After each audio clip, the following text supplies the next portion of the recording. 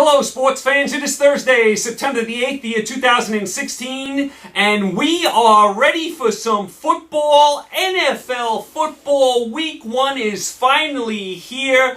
I missed football so much. I missed being with you guys. I can't wait to get started. Should be a fabulous season in the NFL, I'll tell you. Week 1 looks brutal as far as picking games. I mean, there are some tough games. Most of the spreads are 3 points or less, a lot of home dogs, a lot of even games, a lot of teams with new quarterbacks. It seems like the whole league has a new quarterback. Quarterbacks bouncing around all over the place. This week is brutal as far as picking games. I'm going to give it a shot. Let's have some fun. Let's get going right now with the Thursday night game tonight. A rematch of the Super Bowl last year. Carolina is -3 at Denver. Denver, of course, stomped all over Carolina last year in the Super Bowl. Beat them up. The defense for Denver was awesome all year last year. They smothered Carolina in the Super Bowl. And Carolina is a 3-point favorite here. So, and remember, Carolina lost Norman, their best cornerback. He goes to Washington. I was really surprised Carolina let him go. I love Norman as a player. Carolina then drafted 4 cornerbacks in the draft. We'll see how they turn out. Benjamin does come back, the wide receiver for Carolina. Remember, he was out all last year. They could have used him in the Super Bowl. He's another weapon. Denver, they're changing quarterbacks left and right. Remember, Peyton Manning retired. Then Osweiler, they let go to Houston. They didn't want to pay him. Then it looked like Sanchez was going to be the quarterback. Not so fast. He gets shipped off to Dallas. They draft Lynch from Memphis in the first round, who I think is going to be a very good quarterback. He's not quite ready, so they're going with Simeon, who's the 7th round pick from 2015. So you don't know what you're going to get from Denver at the quarterback position, but what you do know is Denver's defense is ferocious. You saw it last year. Now listen, are they going to be able to repeat that magic of last year? Probably not. I mean, their defense won games on their own the whole year last year. Every time they needed a turnover, an interception, a fumble, Denver's defense came up big. Single-handedly carried Peyton Manning to a Super Bowl win. That's how good Denver's defense was last year. I think they're going to be good again this year. Can they repeat that magic? Probably not. As far as this game, this is a really hard game. I just watched in the Super Bowl, Denver crushed Carolina. Carolina couldn't move the ball from here to there. Now Carolina's a 3-point favorite in Denver when Denver's hoisting that Super Bowl banner. Denver's got to be sitting there going, are you kidding me? We just crushed this team the last time we saw them, and we're underdog at home? Really disrespectful line. This all has to do with Denver's quarterback play. You don't know what you're going to get from Simeon at quarterback.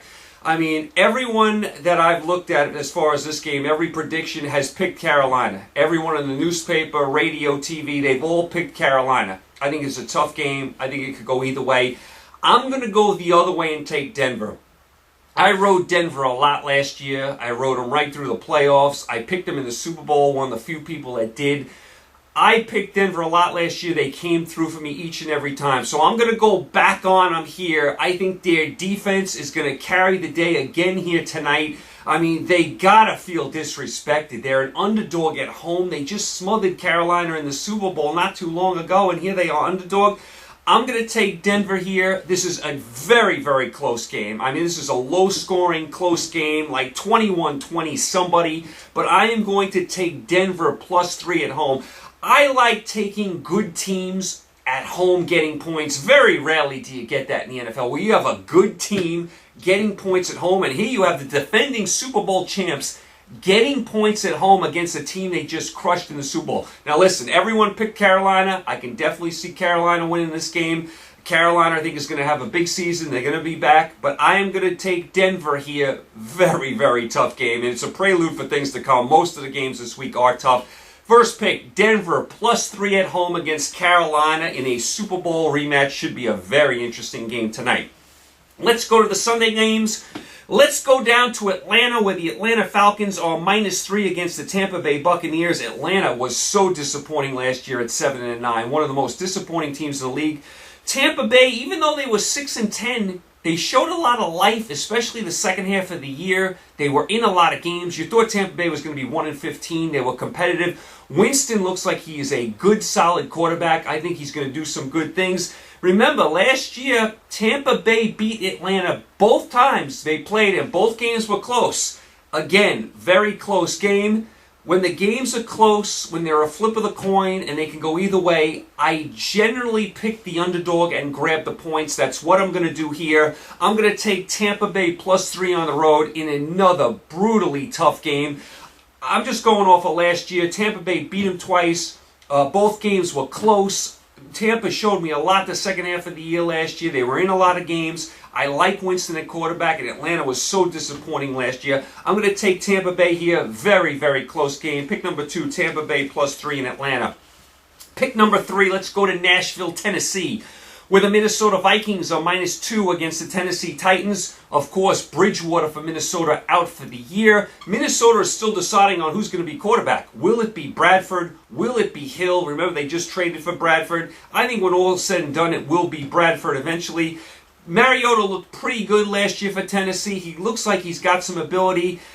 I still think Minnesota is going to be a very good team this year, despite losing Bridgewater. I think Bradford could fill in. They'll lean on Peterson. They have a good defense. I don't think Tennessee is quite ready yet. When I look at these two teams, even without Bridgewater, Minnesota is just better. There'll be a lot of Viking fans, I'm sure, in the house down there in Nashville. Minnesota fans travel everywhere.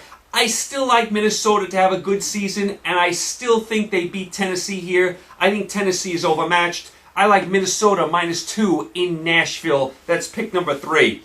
Pick number 4, let's go to Philadelphia, and I have a lot of Eagle fans that listen to me, a lot of Eagle fans, and they were, again, another disappointment last year. The Eagles are so flaky.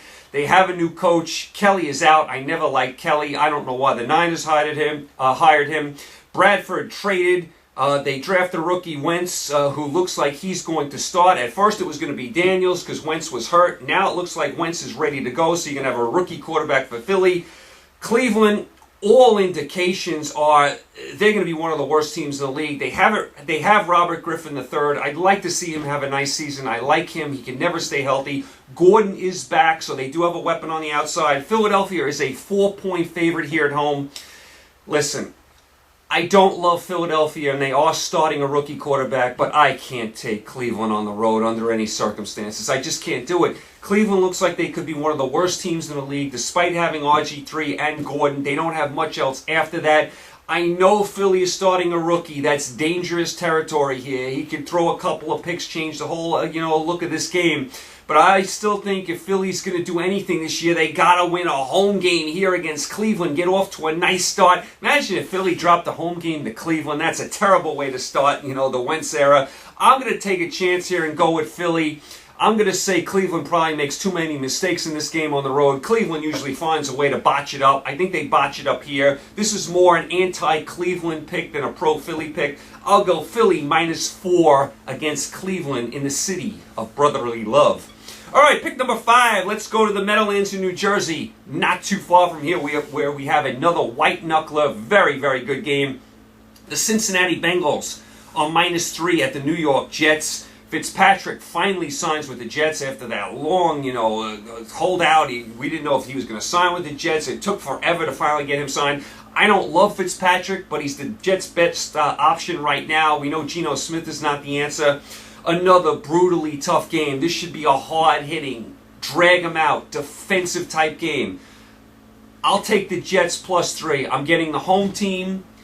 They're getting points, and I think it's going to be a low-scoring defensive game that could go either way. Again, just like some other games, I'm going to grab the home field and the points here. The game could go either way. Flip of the coin game. Why not take the home field and the points to boot? I'll take the Jets +3 over Cincinnati in the Meadowlands in a very, very nice defensive game. Should be a hard-hitting, smash-mouth type of game. Pick number 6, let's go down to the Big Easy, New Orleans, where the New Orleans Saints are -1 against the Oakland Raiders. I mean, this is another very, very strange game. New Orleans has lost that luster in the Superdome. Remember, no one wanted to play there. That's kind of been phased out a little bit. You can go in there and win now. Breeze is getting up there. We all like Drew Brees, but he is getting up there. I think Oakland, I know this is dangerous to say, I think Oakland is a team on the rise. I like Carr, the quarterback. They got some guys on defense that can do some things. I think Oakland is an up-and-comer. I'd like to see where Oakland ends up as far as where they're going to play. Will they end up staying in Oakland? Will they go to Vegas? Will they go to L.A.? Will they go to San Diego? That's all up in the air. You still don't know where the Chargers are going to play. Of course, the Rams moved to L.A. Where are the Raiders going to play down the road? But that's for another day. I think the Raiders have a bright future. I think when I look at these teams, as far as personnel, I think the Raiders have the better personnel now. I think they're the better team.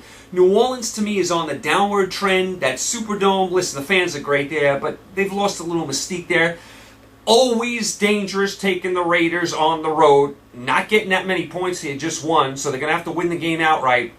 Always dangerous doing that. The Saints can come up with a big game at home at any time, but I think when I look at the personnel, I think the Raiders are better. I'm going to take a chance here. I'm going to take Oakland +1 in the Superdome down in New Orleans. That is pick number 6. Pick number 7. Let's go to Arrowhead in Kansas City, one of my favorite stadiums in all of the NFL, where the Kansas City Chiefs are -7 over the San Diego Chargers. Charles probably will not play for Kansas City. He's not quite back from his injury. San Diego looks healthy. Remember last year they took a ton of injuries. I mean, they had a million guys hurt last year. Flaky game. I think Kansas City's better than San Diego. I think Kansas City will win, but San Diego is a flaky team. They have these wild, woolly games. They're like 38-34. Strange things happen at the end. These are division rivals. Week 1, San Diego, I think, will be a little better than last year. I think Kansas City wins this game, but it's a little high, the spread for me. I'm going to take San Diego here +7. Maybe get a backdoor cover. You know San Diego. They always score at the end. There's wild and woolly stuff at the end of these Charger games all the time. I'm going to take San Diego to get a backdoor cover here, so I'm going to take the Chargers +7 at Arrowhead. That's pick number 7. Pick number 8. Let's go to Baltimore, another white-knuckler game. The Baltimore Ravens are -3 over the Buffalo Bills. I mean, Baltimore 5-11 last year. Very disappointing. I'll tell you, this is the year Buffalo's got to do something to make a move. Rex Ryan and Rob Ryan got to put it together. They got Ed Reed on the staff as well. Buffalo's got to start making some moves here. I mean, we're in a few years of this Rex Ryan era. I mean, they got to start making some moves. Got to have better quarterback play. Taylor is up and down. I mean, Manuel is up and down. All the quarterbacks for Buffalo were up and down, no matter who they put in there. Got to have more consistent play at quarterback. I mean, again, this is a low-scoring, white-knuckler, like 14-13 type game. Smash-mouth football. I mean, this should be a knock-em-out, drag-em-out game. Again, flip of the coin game. I'm going to take Buffalo +3 here. I honestly do not know who's going to win this game. You want to give a slight edge to Baltimore at home? Okay, but I'm going to grab Buffalo +3 here on the road. Very, very tough game. Buffalo +3 against Baltimore, and Baltimore should be a 1-point game either way. That's pick number 8. All right, a couple of you guys have been asking me to do a couple of teasers. Now listen, when I bet, I usually bet one game. I'm not a big, parlay guy or a 4-team teaser guy or a 3-team teaser. Occasionally I'll do a 2-team teaser. Being it's week 1, you guys wanted a couple of teasers. I don't even do that many over and unders usually. I'll throw in a couple here and there. Maybe I'll give you a couple next week, but I don't even do that many over and unders.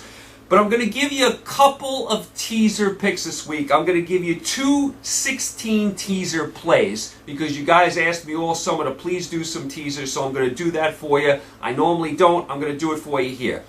Teaser number 1. I'm going to take Houston and Arizona. So Houston is at home, -6.5 against Chicago. Remember, where Houston's starting Osweiler. They should have an more explosive offense. They got Hopkins. You know the defense is going to be good with Watt. Bears, you never trust them. Cutler's up and down. So I'm going to take Houston. It's -6.5 against Chicago. You get 6 points with a 2-team teaser. I'm going to make that game basically even. So Houston basically giving up a half point against Chicago. That's 1/2 of the teaser. The other half, Arizona at home, -6.5 against New England. Listen, no Brady for the first 4 games. Garoppolo's quarterback. New England's got a couple of guys out. Now listen, I know New England. It's always dangerous going against them. I mean, they had Matt Castle one year at quarterback, and they went like 12-4. They do a great job plugging people in. Garoppolo, who knows? He could turn into a star all of a sudden. Belichick's got a knack at doing that. But I think this is too much to ask for New England to actually win this game. Spread's a little high at 6.5, so I'm going to move this game again, 6 points. So I'm going to make Arizona a half-point favorite over New England as well. So I'm going to take Houston a half over Chicago at home. Arizona a half over New England at home. I think Arizona and Houston both win, so I'll tease it down. I think the spreads are a little high for me. I'll move those lines both down, so I'll take Houston and Arizona at home, giving up a half point. Got to win both of them. That's teaser number 1. Teaser number 2, I'm going to use, believe it or not, the combination of Seattle and Jacksonville. Yes, I didn't know what to do with Jacksonville this week, so we're going to throw them in a teaser. So I'm going to use Seattle. Seattle is at home -10 over Miami. Listen, you expect Seattle to be good with Wilson, that defense. I think Miami's going to be bad. The bloom is off the rose for Tannehill. If he doesn't do it this year, he could be gone. I can't see Miami winning this game in Seattle. Spread's 10. That's a lot. So I'll move that line down to 4. I think Seattle can handle the 4-point line for sure. So I'll make Seattle -4 over Miami. That's one half of the teaser. Then you have Green Bay -5 at Jacksonville. As long as Green Bay has Rodgers and now Nelson is going to be back, Green Bay is going to be in the hunt. They're going to be good. It's just how good are they going to be? They were kind of disappointing last year, not as great on the road, but they're still going to be good. Jacksonville, listen, I like Bortles at quarterback. The defense, from what I hear, is supposed to be better. A lot of people are saying this could be the Jacksonville does some things. Now listen, I'm not going to go that far. But what I'll do here is I will take the 5 points and move it to 11, and I will take Jacksonville plus 11 at home against Green Bay to at least keep it within 10 points. I think Jacksonville can do that. Listen, Jacksonville, don't go out there and get blown out, okay? I'm throwing you a little bone here. I'm taking you with the 11 points. I never trust Jacksonville. Just when you think they're going to have a decent performance, they'll get bombed 49-3. It's week 1. It's a new beginning. I hear a lot of good things about Jacksonville. They're on the rise. Now, listen, there'll be a lot of Green Bay fans in the house. Green Bay fans, travel everywhere. It's just a Jacksonville home game.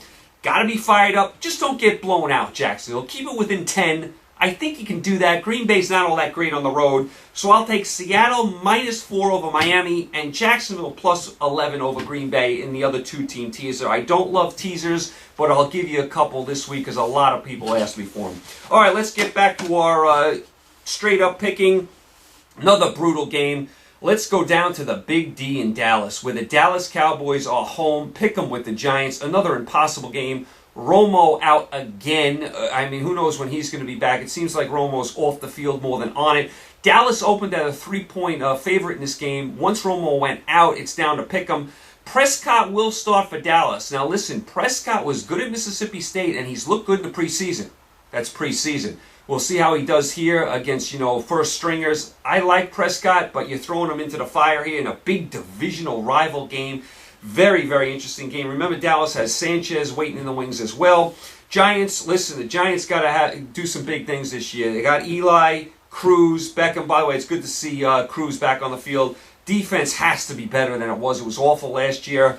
This is a very tough game. A very tough game. I'm going to go with the Giants just because I don't know what I'm getting for Prescott, and this is a very, very important game. Get you off to a nice start in the NFL East, the NFC East. Very tough game. Could go either way. With Prescott quarterback in Dallas, not knowing what I'm going to get from him, I think the Giants will be a little better this year. I'm going to go Giants, pick them at Dallas. Very tough game, though. Must-watch game. If you like NFC East football, this game is for you. Let's go to Indianapolis, where the Indianapolis Colts are -3 against the Detroit Lions. Again, as long as Indianapolis has luck, they're going to be sniffing around the division lead. Detroit, no Johnson, he retired. That's big shoes to fill. I never trust Detroit on the road. They're just a team that is impossible to trust. I'm going to take Indianapolis here. Luck home. I mean, I just don't trust Detroit. And without Johnson, who's going to make the big plays for Detroit? You never trust Stafford. Detroit is so flaky. You just never trust them. I got to go with Indianapolis here, so I'll take the Colts -3.5 at home against Detroit. Over to the Monday night games. Remember, there is 2 Monday night football games this week. Pittsburgh Steelers -3 at Washington. Remember, Bell is suspended for the first, I believe, 3 games of the year for Pittsburgh. Bryant is suspended for the whole year for Pittsburgh. I think Pittsburgh's offense will be fine. I think the offense is no problem. The key to the Steelers is how good is their defense going to be? It hasn't been up to snuff lately. They drafted a couple young guys in the secondary to improve that terrible secondary. Remember, these are young guys they're plugging in there. I don't know how they're going to play. Washington is home here. And the thing about the Steelers is, especially on the road, no matter how much they dominate the game, you look up and it's always a one-score close game with the Steelers. The game always seems to come down to the final gun with Pittsburgh, especially on the road. They're always in these white-knuckler, close games. They don't blow teams out, especially on the road. I think they're probably better than Washington, but I think Washington's going to hang around in this game. Home on Monday night, they should be flying. Steelers got a couple of guys out, got a young secondary. I'm going to take Washington. Everyone took Pittsburgh in this game. I'm going to take Washington. I think it's like a 24-23 game somebody. I'll take the Redskins to hang around. I'll take Washington +3 at home against the Steelers. Another tough game. And the final game, the late Monday night game, the LA Rams, and I got to get used to calling them the LA Rams as they are back in LA. They'll be playing at the Coliseum when they get back home until their new stadium is built. LA Rams -3 at San Francisco. Of course, the Rams draft Goff. He's not ready to start. They'll go with Keenum. They'll lean on Gurley, the great running back. San Francisco, listen, I don't like Chip Kelly as a coach at all. Kaepernick and all his stuff, he's hit the bench, so Gabbert will be the quarterback. Listen, I don't love giving points on the road with the Rams. I don't like San Francisco at all. I think San Francisco could be one of the worst teams in the league. I don't like Chip Kelly. I don't like much about San Francisco, and the Rams have at least some talent. I think they're going to be better offensively. I like Gurley. I think the defense will be decent. I think the Rams, they get anything out of their quarterback play, they should beat San Francisco. Again, you don't trust the Rams on the road, but I don't like the Niners at all. I think they're going to be one of the worst teams in the league. LA Rams -3 at San Francisco. That is your final pick for week 1 in the NFL, and what a tough week it is. You're talking about even games, 3-point spreads, home underdogs. You could really see these games going either way. If you're a bettor, you should take the week off and just watch all this stuff to get a feel for what's going on. Very hard to predict what's going to go on in week 1. You just have no idea what these teams are going to do, especially with all these new quarterbacks, all these young quarterbacks. You just don't know what's going to happen. But those are your picks for week 1 in the NFL. As far as college football, we did have some good college football games on Labor Day weekend. How about Alabama just crushing USC 52-6? Alabama, again, they didn't even get much from their quarterback. They don't need it. Their defense is awesome every year. No one does a better job than Nick Saban. USC, could you have a little pride? You're up 3-0 in this game. In the second quarter, you get outscored 49-3 the rest of the way. Listen, I didn't expect you to beat Alabama, but you are USC, right? Totally embarrassing performance by SC. So Alabama cruises there. They are the #1 team. Clemson struggled but beat Auburn at Auburn. Never an easy place to play Auburn. Florida State came back and beat Ole Miss. Florida State was down 28-6 in this game, came roaring back. They always come back, Florida State. How about Houston upsetting Oklahoma? Here we go again with Oklahoma falling flat on their face. Look out for Houston. They could go undefeated this year. Wisconsin upsets LSU. LSU, again, can't score. They have a great defense, bad quarterback play. The quarterback gave away that game. Tennessee barely beat Appalachian State. Didn't look good doing it. Texas, big comeback. Came back and beat Notre Dame. A really wild, high-scoring game. Nice win by Texas. They look like they're back. They're going to be better. Heartbreaking loss for Notre Dame. A&M beat UCLA in overtime. Important win for A&M. So you had some good games last week. This week you have nothing. There are no matchups of top 25 teams this week. So I'm not going to take any games this week. The big marquee game this week is Tennessee against Virginia Tech. And that's a novelty game. The reason that game is the big game, they're playing that game at Bristol Motor Speedway. So they're playing, a football game in the racetrack. So they're going to get 150,000 people there. Might be worth a peek, but again, that's not a great game. The rest of the games, there's no matchups of top 25 teams. Couple rivalry games, Utah, BYU, Iowa State, Pitt, Penn State. Nothing else really going on. The only game that really caught my eye that I'd actually take a look at to bet, Duke at home, -5 against Wake Forest. Every time I take Duke, they win for me. Duke's 1-0, blew out NC Central. Wake Forest is 1-0, but they barely beat Tulane 7-3. I would probably take Duke at home -5 against Wake Forest, but there is not much going on in college football this week. This is a terrible week in college football. This is a week to focus in on the NFL. Next week in college football, though, there are some gigantic matchups. So I won't pick any games this week other than the Duke game for college football, but I promise you I'll give you a ton of picks next week for college football. As far as the baseball, real quick, let's check the standings.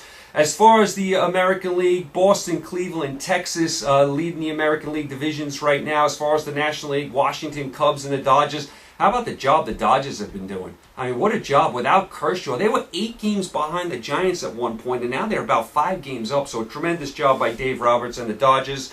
As far as the wild card, right now in the American League, you got a big race in the wild card. Toronto right now is the first wild card. Baltimore the second, Detroit, Houston, and believe it or not, the Yankees still hanging around. Forget Kansas City and Seattle. I don't think they have enough. National League, San Francisco and St. Louis barely hanging on to those first 2 spots, but here come the Mets. I think the Mets are going to pass both of them. I think when all is said and done, the Mets get that first wild card game and they host the first wild card game. I think they're going to pass both San Francisco and St. Louis. San Francisco is in a free fall right now. They can't score. I don't think they're going to make the playoffs. I mean, San Francisco had the best record in the league a couple months ago. Now they are in an absolute free fall. They may not make the playoffs. Forget about Pittsburgh, Miami, and Colorado. Coming down the home stretch in baseball. Got to make your move now. Don't know if you guys caught any of the Olympics. I like the Olympics. A lot of people do not like the Olympics. I'll tell you, the United States just cleaned up. I mean, they dominated the Olympics. I mean, they out-medaled everyone by double, including China. I mean, the United States won in just about everything. The basketball, Coach K goes out on a winning note. I mean, the gymnastics, they dominated. I mean, despite the Lockney nonsense, the Hope Solo nonsense, the United States cleaned up at the Olympics. And by the way, when you're talking about greatest athletes of all time, whatever list you have, put Phelps and both in there. They're both one of the greatest athletes of all time. Phelps, unbelievable what he's done. Again, he wins, 5 medals again.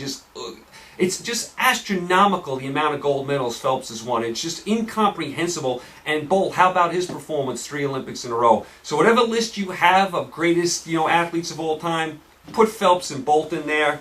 So that was the Olympics. I enjoyed the Olympics. It was able to get you through, some of the quieter summer months, but a lot of people did not like the Olympics. Congratulations to the New York team upstate that won the Little League World Series. Congratulations to them. We get a New York kind of local team. I know they're upstate, but it is a New York team that won the Little League World Series. They beat a good South Korea team, so congratulations to them. U.S. Open going on right now. Listen, I'm not going to spend much time on this because I'm just going to get upset. But again, I look up, and again, the same players are there. There's Serena Williams in her mid-30s, again in the semifinals. Again, the same cast of characters on the men's side. I mean, can we get some new blood in tennis? Where are the young stars? Does anyone play tennis anymore? The same people win every single tournament. I mean, I can't take it anymore. And here's another thing about tennis. And I got many problems with tennis. First of all, I think tennis has a huge doping problem. They had 15 guys tested positive for, performance-enhancing drugs. They refuse to release the names, so we don't know who they are. Tennis does a bad job letting their stars promote the sport. Tennis, to me, they got all sorts of problems. I mean, but here's the thing. Last night, East Coast time, 10:30 at night, they just started the quarterfinal match between Del Potro and Wawrinka. 10:30 East Coast time. 3 out of 5 set. A men's match in these majors can go 4 hours. So you could be sitting there till 2:30 in the morning watching tennis. Now listen, I know tennis can be an elitist sport, and most of the people that go to the U.S. Open are rich, and they come in from other countries and have a lot of money. I get all that. But come on. How about your average person that goes to the U.S. Open? You got to make them sit there till 2:30 in the morning when they got to get up for work the next day at 6. How about even watching it at home? I watch everything and I stay up late. It was like 1 o'clock in the morning and they only had finished like 2 sets and they still had 3 more to go. It only ended up going 4 sets, but you get my point. How do you make people sit up till 2:30 in the morning East Coast time to watch a tennis match? You can't figure out a way to start these matches earlier, say at 7 o'clock? And if you're going to put tennis on that late, how about putting the women on that late because their match is only 3 sets? It'll take less time. You put Del Potro and Wawrinka on to start their match at 10:30, and this is going on till 2:30 in the morning, East Coast time. That is deplorable. And I got so many issues with tennis. No young stars, the same faces, gutless competition. Do you realize Novak has played 5 matches so far, and 3 of his opponents haven't even finished the match because of injuries? Now, you realize that? So he's played 5 matches, and 3 times his opponent is left with injuries. I mean, give me a break. No competition, gutless competition, no young stars. To me, they have a big doping problem in tennis they want to address. They don't let their stars promote their sport, and these times that they start these matches on the East Coast are absolutely deplorable. You start a 5-set match at 10:30 at night on the East Coast and make those people, whether they're there or watching at home, stay up till 2:30 in the morning. How in the world do you get up for work the next day at 6 if you're at a tennis match till 2:30? Deplorable job by tennis. Every time I speak about tennis, my blood boils. I'm getting right off that. Anyway, the U.S. Open going on right now. Same faces again right there. UFC, McGregor did win his rematch over Diaz, so there should be a 3rd fight, maybe at a lesser weight. UFC coming to Madison Square Garden soon. Madison Square Garden still gets approved for the UFC. They were the last state to get approved, New York. So the UFC, I believe in November, will come to Madison Square Garden. By the way, has anyone seen Rousey? Anyone seen Rowdy Ronda Rousey? Where has she been? You couldn't get rid of her for 5 years. She was everywhere. I haven't heard a word from her since she lost. She hasn't fought since she's lost. What has she been doing? I mean, you talk about a bully. Talk about a bully. She wins every one of her fights. She keeps bragging about how great she is. She gets knocked out and you don't hear from her ever again. I mean, come on, Rousey. I mean, terrible job by you. So that's the UFC. You got some good fights coming out. Like I said, MSG card here in New York, finally in November. You're going to get a McGregor-Diaz 3rd fight. The 2nd fight was really, really good. Very close fight. I thought it could have been a draw. That's your UFC. As far as your boxing, real quick, Ward Kovalev coming up. That should be a fabulous fight. You don't get too many in boxing. That should be a good fight. I'm going to go with Ward in that one. Ward has been inactive the last few years. Hasn't fought too much, but I like Ward. Every time I picked him, he's won. So Ward Kovalev coming up. You got Golovkin Brook coming up. Very interesting fight. The problem I have with this fight is Brook is moving up 2 weight classes. He's moving up 2 weight classes, and he's fighting Golovkin, who is a wrecking crew. I like Brook as a fighter. I think he's biting off too much here. I think Golovkin will beat Brook. The fight is in London, I believe. It should be an electric atmosphere, but I think Golovkin wins that fight. We should have been getting Golovkin and Alvarez, but Alvarez refuses to fight Golovkin until next year, which is an absolute joke. All right, so you got some things coming up in the UFC boxing. There you go. You guys are all caught up. You guys are all set. We are ready for week 1 of the NFL. Should be a fabulous week in the NFL. So many even matchups, so many close games, so many home underdogs. I don't see many blowouts here at all. I really don't. I think a lot of these games are coming right down to the final whistle. So enjoy week 1 in the NFL. I am going to probably be back with you guys every Tuesday. Last year was every Monday. But I'm going to go with every Tuesday this year for my picks because last year I was making picks on Monday and the Monday night games hadn't even been played yet, so I wasn't getting a feel for some games. So let's do every Tuesday from now on. After the Monday night games, gives me an extra day to prepare. Every Tuesday, college and NFL picks, and I'll be with you, week in and week out. Should be a fabulous year. So happy football is back. I missed you guys. I missed football. Thanks as always for the support and the messages. You guys are great. I have an audience all around the world. I really do. It's amazing the people I hear from. I have people in Ireland. I have people in California. I have people in England. I have people all over the place sending me messages. Thanks so much for the support. You guys, as always, enjoy the games. Pick a lot of winners, make a lot of money. I'll talk to you guys Tuesday. Take care.